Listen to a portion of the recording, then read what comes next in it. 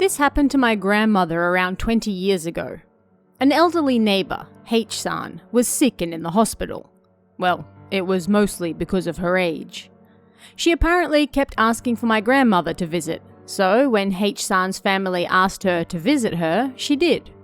However, when my grandmother arrived at the hospital, H-san's condition took a sudden turn for the worse.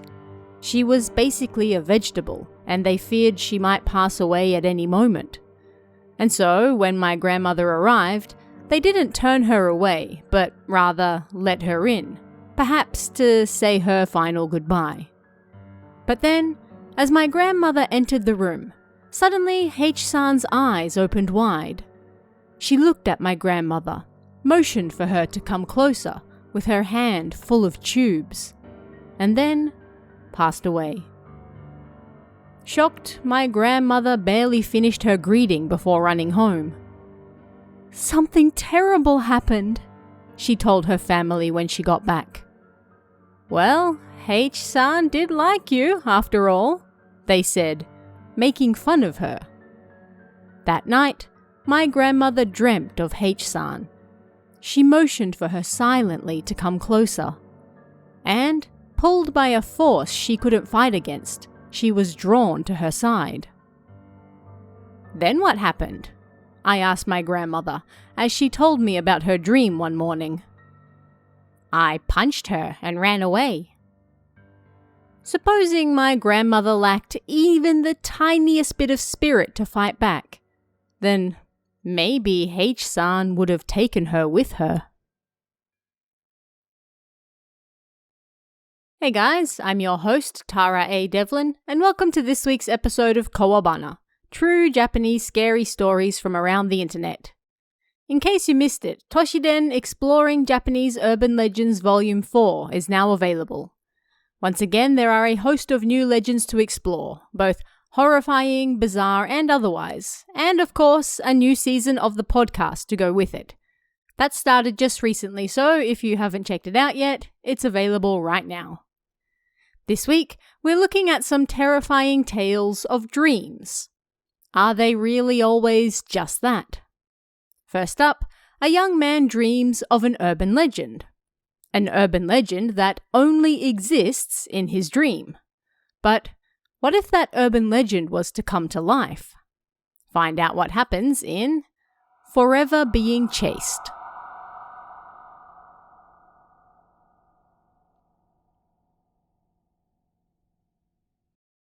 This happened a few years ago when I was living in a regular house. One night, I had a really strange dream. There were several parks near where we lived, and one of them was just outside our house. Next to that park, you could find a short but steep slope. In my dream, I was trying to, if you can believe it, ride up that steep slope. I attended an abacus school, and my bag was in my front basket as I stood up to pedal. But then, I suddenly heard a sing-song voice behind me. "The yellow umbrella." I don't remember it very well, but I think it was something like that. It sounded like a young boy singing. In my dream, I then remembered a ghost story associated with that slope. In reality, no such story existed.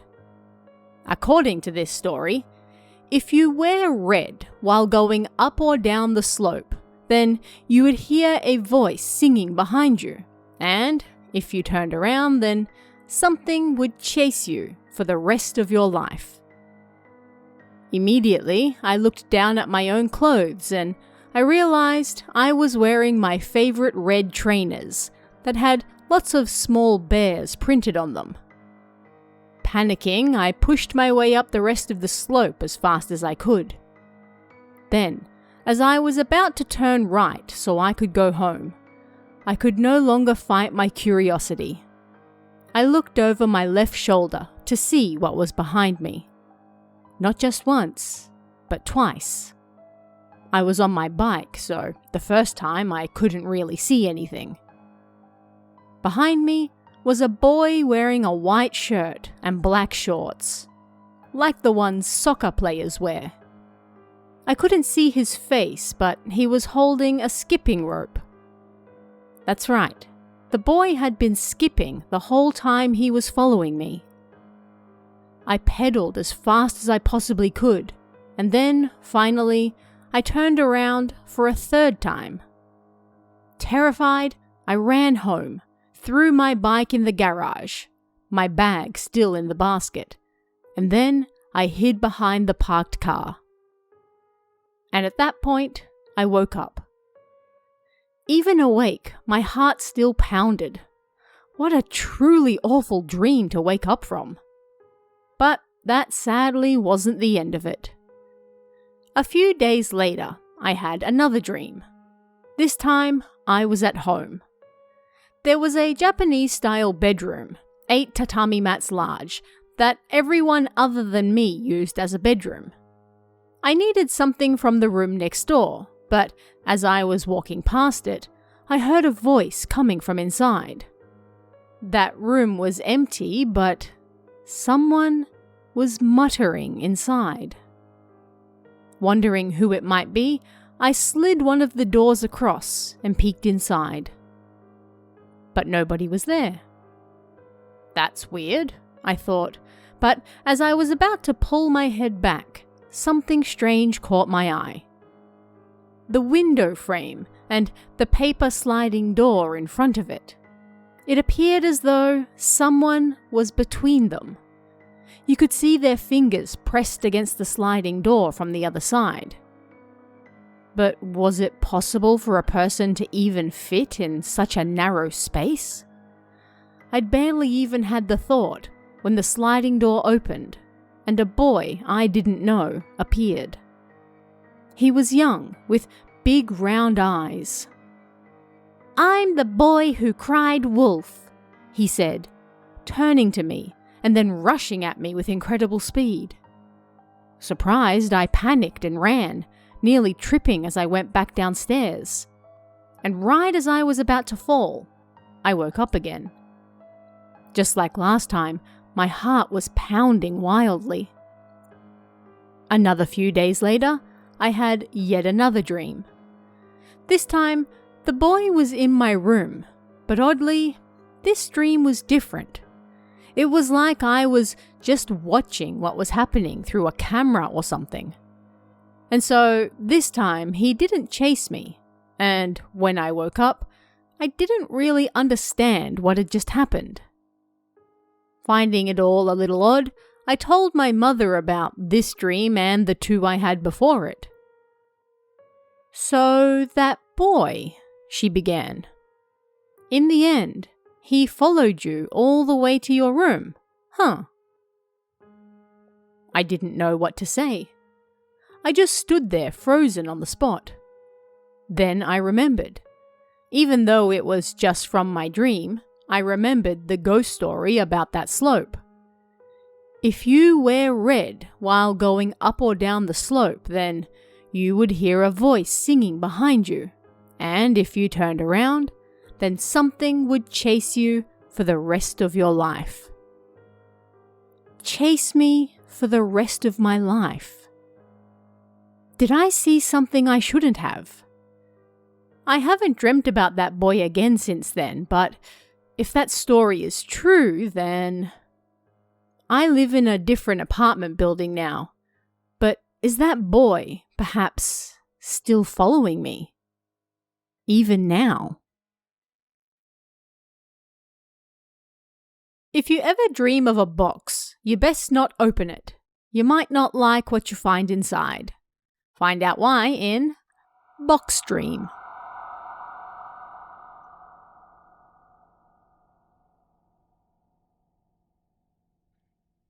This story perhaps isn't that scary, but rather a somewhat depressing tale that doesn't make a lot of sense.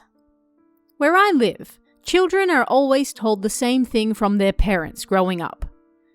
If you see a box in your dreams, then you absolutely mustn't open it. If you do, something terrible will happen. When I was in university, I had the chance to study some local folklore, so I decided to look into this box story. It seemed to be mostly passed down orally, and there weren't many materials in the city library either. But I did find something that went into a little detail about it. First, let me summarize what was in that book. The first man to dream of that box was the son of an innkeeper around the middle of the Edo period. He found it strange that every time he had a dream, there were always two odd boxes. He asked his parents about them, but they didn't know anything, and when he tried to check what was in these boxes in his dream, he was unable to move. Then one day, the man realized that he was dreaming, and he was able to move however he wished. It was a so-called lucid dream. He immediately went for the larger box and opened it to see what was inside. But he was unable to see what lay in wait. The moment he opened it, he heard a loud scream that woke him up. The scream came from his father, who was sleeping nearby. His father had passed away. His father wasn't ill and was otherwise a perfectly healthy man. Yet he died so suddenly. And so the man realized that it must have been because he opened that box. And if he opened the other one, then his mother would die. The man swore that he would never, ever open that other box. Several years passed. That man got married, and then he and his wife had a child. The man and his mother took over the inn after his father's death, and things had finally gotten back on track for them. But then, a few years later, his mother fell ill. With the medical treatment available at the time, there was no hope of recovery, and the cost of medicine was extraordinary as well. Life for the man and his family became a struggle. His mother apologized repeatedly to him and his wife, and sometimes even complained that she wished she were dead. As these harsh days went on, the man finally resolved himself. He would open the box. The next time he had that lucid dream, he opened the other box. This time, he was able to see what was inside. His mother's name was written on a piece of paper, and next to it was a lock of her hair. When he woke up the next morning, as expected, his mother was dead. Although he felt guilty at having played a part in both his parents' deaths, he also felt relieved that he no longer had to deal with those boxes. "Father, I keep having this dream about a box. Do you know anything about it?" his daughter then said to him one day. I suddenly remembered this story while I was at my junior high reunion at the start of this year, and I shared it with some people there. It turned out that there were a few others who had looked into the same thing. Most of them had uncovered the same information I had, but one of them, A, found something different. He had apparently managed to track down where the curse of that box had come from. Curious, I asked him to tell me, but he flat out refused. Then he warned us all not to look into it any further. I didn't know why, but he looked so serious that all I could do was nod in agreement. I didn't look any further into it after that, and soon forgot about it. But recently, I got an email from someone other than A talking about that box. Just like A said, whatever you do, don't look into the origins of that box, it said. A man finds himself sucked into a cult, all because of a dream. But who is the man who appeared in his dream, and what does he really want? Find out in Friendly Old Man.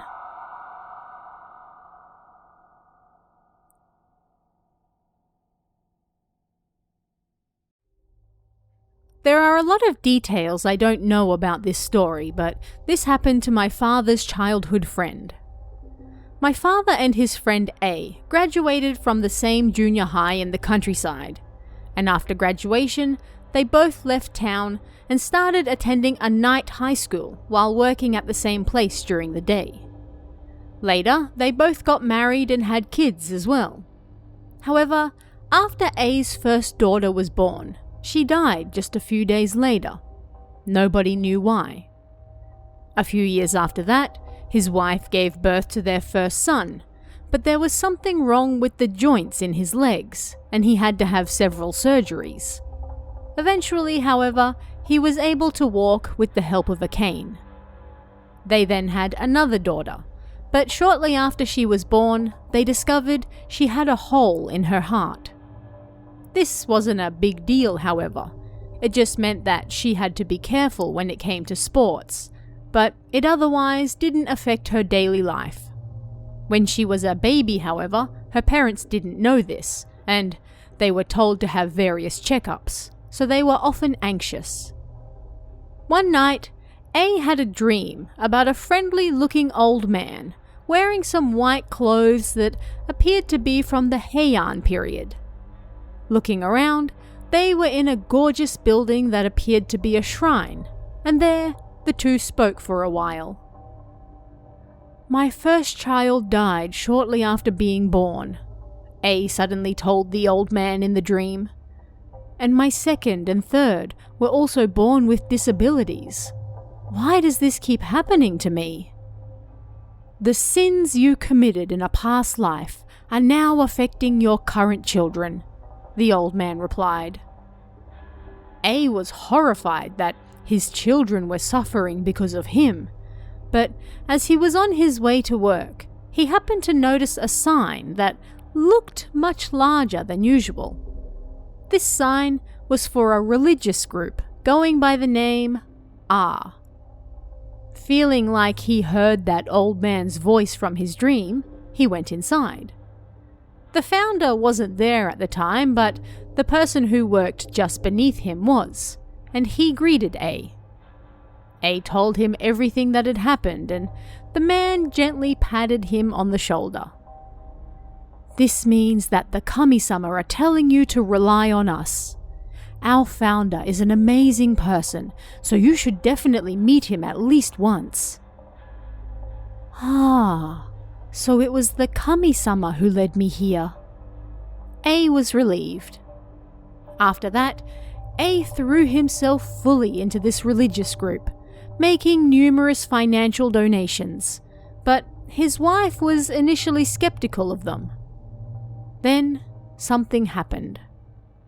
A began an affair with a woman at his office and ran off with her. Then, for some reason, after A ran off, his wife went to R to speak with them and converted herself. Later, the woman A ran off with dumped him, and he returned home. He became bound to his wife, now a devout follower of R, by the strong ties of religion. It should be noted that A lost his job when he ran off with that other woman, and he started doing clerical work for R. However, most of the money he earned was put right back into the religious group, and so he, confusingly, started borrowing money from loan sharks to live. As an aside, my father wasn't really fond of this religious group, so he somewhat distanced himself from A at the time. A few years later, my older brother died in an accident, and A came over. "Our founder has great powers, you know, so if you come train with us, you can see your son again," he said. "Please, don't say another word," my father replied. "You're an important friend of mine, but if you say one more thing, it's over for us." And so, A left without saying another word. After that, details of A's family life then came to light. His eldest son's joints had worsened to the point where he could no longer walk, and they discovered a tumor in his brain. He underwent 2 operations, but the tumor returned, and the doctors declared that there was nothing more they could do. After getting married, his daughter fell into debt, got divorced, discovered she had uterine cancer, and had to have a hysterectomy. She's still recovering from that as we speak. And his wife lost her mind. Apparently, she just spends her days listening to the Sutra CDs she bought from R, and nothing else. As for A himself, he underwent surgery for stomach cancer a few months back, and 3/4 of his stomach was removed. He's still undergoing chemotherapy for that too. The entire family is struggling, and things honestly look pretty bad for them. "Why don't you leave R?" my father suggested, worried about his old friend. But A got angry. "No, it's precisely because of R that things aren't worse. They said that if we weren't there right now, we would all be dead. The old man in my dream said the same thing, so I've no doubt they're right. No, if you had joined us, then your son would still be alive as well. It's your fault he died," he said. Of course, my father was so angry that he cut off all ties with him. I have no idea who that old man in white could be, but supposing he actually was a kami-sama or something, well, I don't think he's one of the good ones. A young boy has a recurring dream of a bridge, but who is he waiting for there, and why does he keep dreaming of it? Find out in Repeating Dream.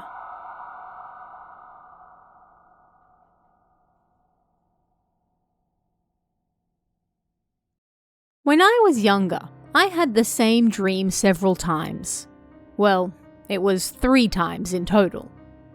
So, in this dream, I was at a festival in the countryside, looking down at it from a bridge above, while I waited for someone. Stalls were all lined up in a row at the foot of the bridge, all sparkling brightly with fantastic, vivid colours. I waited impatiently for this person, wanting to go down to the festival right away. Of course, there were lots of people walking around, but none of these people had any colour. They were all washed out, like I could barely see them. At first, I was excited and restless, but as soon as I realised this, I was creeped out and filled with an indescribably bad feeling. Trying to distance myself, I peered into the river below the bridge, but then, suddenly, numerous white hands reached out from the water and waved at me. I screamed before I could stop myself, and panicking, I ran to the side of the bridge that didn't have any stalls before fleeing down a dark path. I was so scared that I had no idea where I was running, and next thing I knew, I found myself on one of those footpaths you see between rice fields, surrounded by mountains all around. Up ahead, I saw a Jizo statue. I don't know why, but I was certain that the Jizo statue would protect me, so I started running towards it. But then, just as I was about to reach it, the Jizo's head fell off. I screamed and, just like that, I woke up. If that was all, then it could be chalked up to nothing more than a bad dream. But just the other day, I had that same dream again. And, coincidentally, that same day, someone died on that bridge. I got chills, but it reminded me that when I was younger, I saw something similar around the time the bridge was being rebuilt. Looking into it, there was an accident around that time where 3 people died. Who on earth was I waiting for? And who was I going to leave with? I don't ever want to have that dream again. A young man, struggling to sleep, finds himself suddenly back in the office. He knows this has to be a dream, but when the phone rings, he doesn't quite understand what the person on the other end wants. What's really going on? Find out in Company Phone.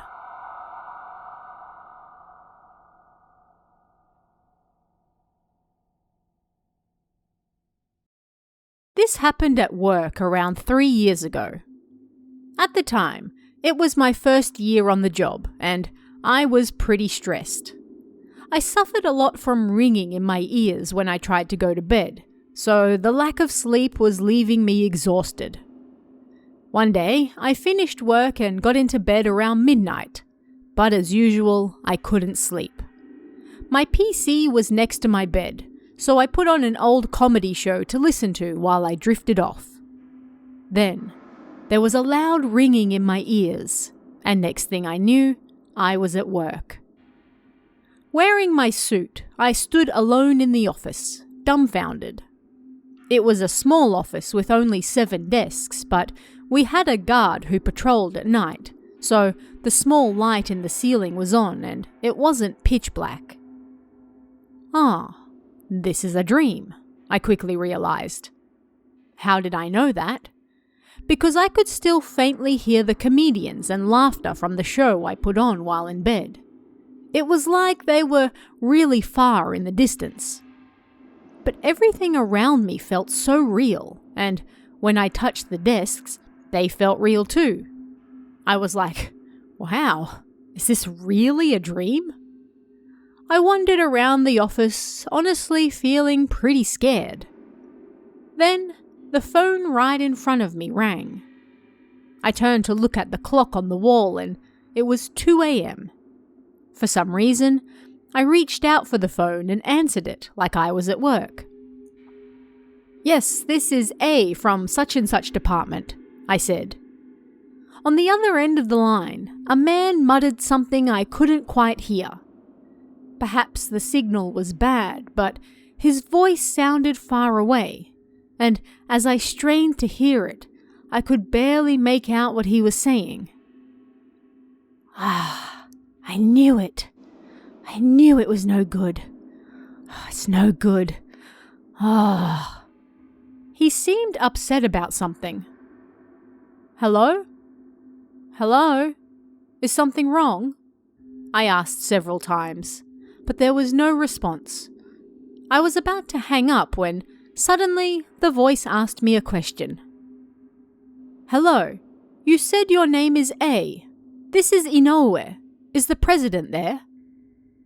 Suddenly, I could hear his voice perfectly. "Eh? The president has already gone home for the day," I replied. It's no good. No good. The president. It's no good. Again, he started muttering the same thing. Then the phone suddenly hung up, and I woke up. As expected, I was lying on my bed at home, and the PC was next to me playing that same show I put on. I was relieved, but also a little creeped out at how real the dream felt. Life and work continued as normal after that, but I couldn't stop thinking about that dream. So one day during a break, I asked an older lady who had worked at the company for many years about it. "Did someone by the name of Inoue-san ever used to work here?" "Inoue-san? Eh? How do you know that name?" "No, I had a dream not too long ago and someone by the name of Inoue-san appeared."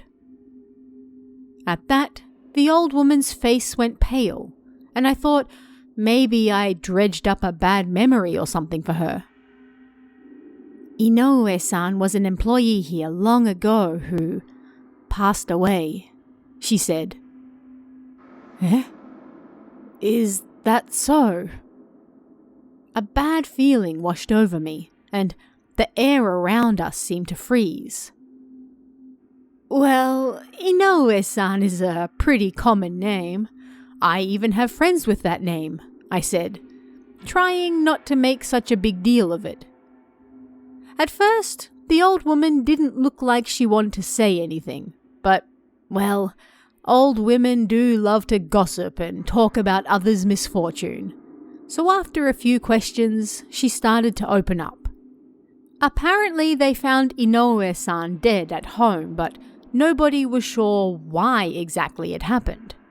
There was no note and no details were ever publicly given, so that was that. It all happened over 10 years prior. But the day before he died, apparently Inoue-san called the company several times, and that old woman answered at least one of them. He kept asking if the president was there, and saying things like, it's no good. Nobody knew what he was talking about. Inoue-san was a serious person, but he didn't really involve himself too much with others. So when other people answered his calls, they all just thought it was a bit weird and left it at that. If just the name was the same, then it wouldn't have been a big problem. But the content of the conversations were also the same, so a chill ran down my spine. Of course, I didn't tell the old woman about that part either. But that wasn't all. Apparently, Inoue-san died late at night, and the security guard who was patrolling that night also heard a phone ringing. Of course, he didn't know whether it was the office phone or not. Honestly, by this point, I was pretty much screaming on the inside, and I didn't want the old lady to say any more. There were simply too many coincidences, and it was scaring me. And the worst part of all was, being the idiot I am, I told Inoue-san my name in the dream. "You said your name is A. This is Inoue." I couldn't get that voice out of my head. For a while after that, the ringing in my ears subsided at night, and I was able to sleep, but recently it has come back again. And ever since then, I've been too scared to answer the phone at work. A woman dreams of climbing a nearby mountain, and when she wakes up, decides to go out and do just that. But when she meets an old friend there, she discovers something shocking. They both had the exact same dream. Why? Find out in Mountain in the Dream.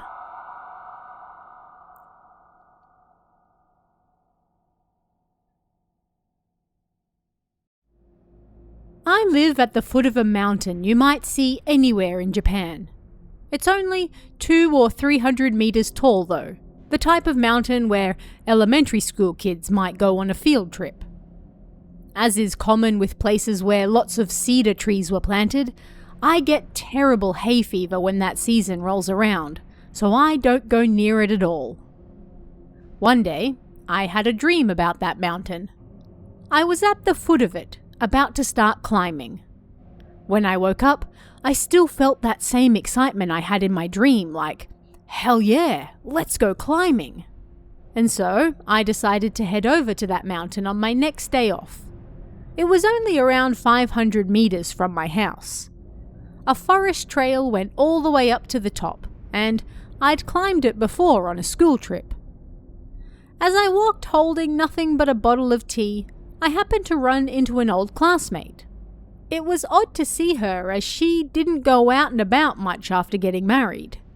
There were only 3 of us girls the same age in our area, so we had all been good friends since we were young. But as we got older, we developed different interests and all and drifted apart. Anyway, she said she was also there to climb the mountain. "I had a dream about it," she said. The remaining excitement I had from my own dream suddenly vanished. I also dreamt about it.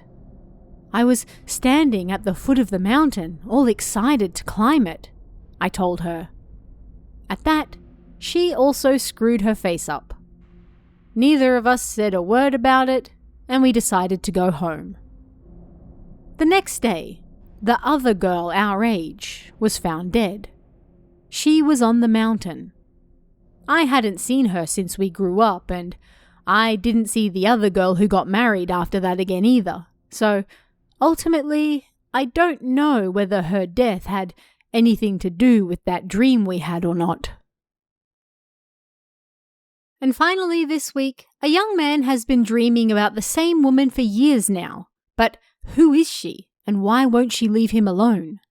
Find out in Woman in the Dream.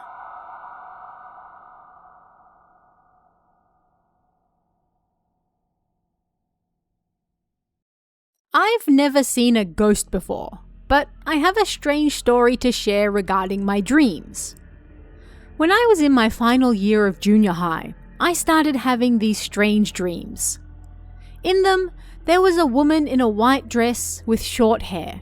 She was in her 20s or so, and she just stared silently at me with no expression on her face.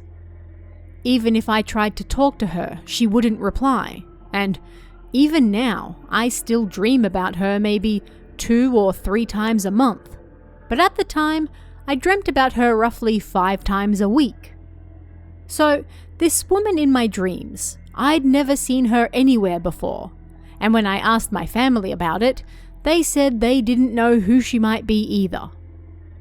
Some time passed, and when I was in high school, our extended family got together for a memorial service.